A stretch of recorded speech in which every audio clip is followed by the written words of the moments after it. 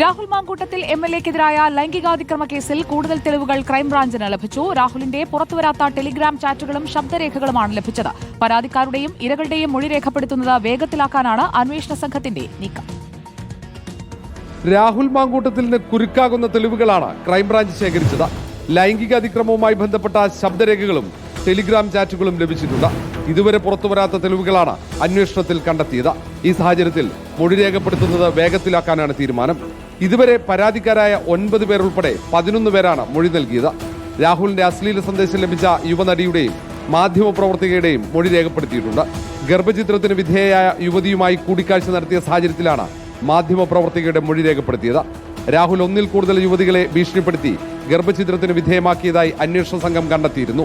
ഇതിൽ ഒരു യുവതിയെ ബംഗളൂരുവിൽ വെച്ചാണ് ഗർഭചിത്രം നടത്തിയത്. യുവതികൾ ചികിത്സ തേടി ആശുപത്രികളിലേക്കും അന്വേഷണം വ്യാപിപ്പിച്ചിട്ടുണ്ട്. ഇനി യുവതികളുടെ മൊഴി രേഖപ്പെടുത്താനാണ് അന്വേഷണ സംഘം ശ്രമിക്കുന്നത്. ഇരകളുടെ മൊഴി രേഖപ്പെടുത്തി കഴിഞ്ഞാൽ തൊട്ടുപിന്നാലെ രാഹുലിനെ ചോദ്യം ചെയ്യാനാണ് തീരുമാനം. ക്രൈംബ്രാഞ്ച് ഐജി സ്പർജൻ കുമാറിന്റെ മേൽനോട്ടത്തിൽ ഡിവൈഎസ്പി ഷാജിയാണ് കേസ് അന്വേഷിക്കുന്നത്. റിപ്പോർട്ടർ, തിരുവനന്തപുരം.